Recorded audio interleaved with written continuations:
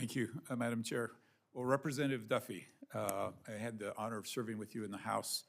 And from that experience, we didn't serve on the same committees, but I certainly know of your reputation.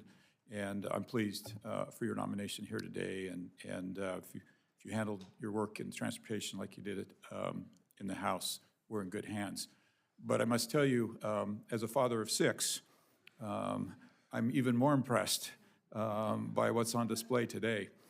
I don't think I could take my 6 kids anywhere and have them sit anywhere for over an hour, as well as these kids have. And I'm willing to give the bulk of the credit to your wife, but no doubt you had something to do with these kids. So very impressive. And I will tell you, though, all of that said, I did note in your remarks you read their names as you were introducing them.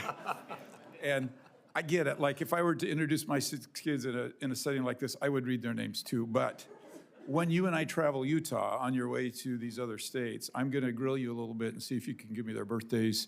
And if you can give me your birthdays, I have an even harder question, and that is their teachers' names. Right. But Senator, I do know their names, but I was fearful that I could be so stressed out I didn't want to forget them.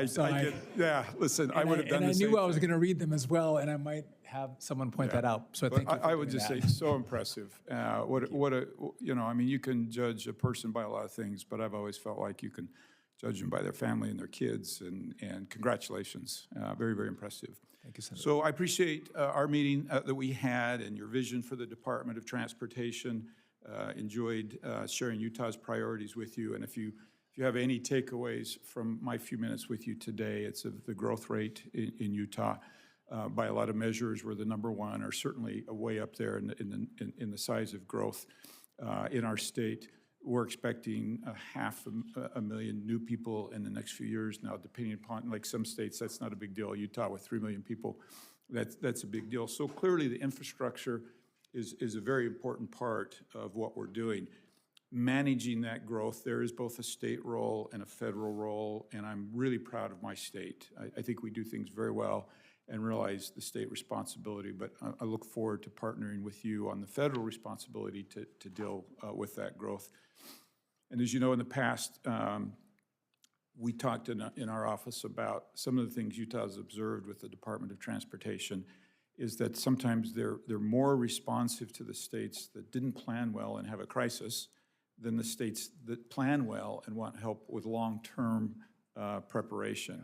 Yeah. And it feels like sometimes the dollars go to those folks and not to the people who've done the long-term preparation. And I just like to invite you and your administration to kind of join me in Utah in rewarding good behavior by planning and helping those projects get funded as well as high a priority as those that seem to be a little bit more in crisis. Yeah, yes, Senator, and I think in the meeting as well, the passenger rail between Salt Lake City and Provo and one other city? Ogden. How important that has been, what kind of passengers actually ride that rail, and how effective that's been of reducing congestion and moving people efficiently and rapidly between the cities. I think those are the kind of projects that I would look at as the success stories that, again, probably because your communities have planned, are now being implemented incredibly effective in population centers that truly need and use the infrastructure. Yeah, and thank you for bringing that up. That was on my list. As we mentioned in my office, that the vast majority of that runs on one track, meaning that when as 2 trains come together, one of them has to wait someplace, and you can see the inefficiencies in that. And Utah spent a lot of money, but we will need some federal help getting that dual track going. And 80% of our population lives within those 3 cities, which is less than 100 miles. Yes. So we'd love to have your help working on that. I'd love to work with you on that. And I think you said something about skiing at Alta or something. Yes, that is part of the package deal as we entice you to the... I feel like these other states have to get a commitment from you to go. In Utah, everybody just wants to go. So. Right, exactly. Well, Hawaii, though, too, is pretty good. Yeah. In just a few minutes, let me bring up the Olympics. We talked about that. Utah had the opportunity of hosting the Olympics previously. This will be our 2nd Olympics. I think we were a model for how Olympics can be hosted. But once again, a real federal role and a real state role, and would like to invite you and ask as you go into this new role that we can brainstorm on how to make Utah a showcase to the world on transportation. I would welcome that opportunity, Senator. Thank you. Yeah, and then just finally out of time, the one thing I mentioned, we did a project near my home as a state. We expanded our interstate there, our federal interstate.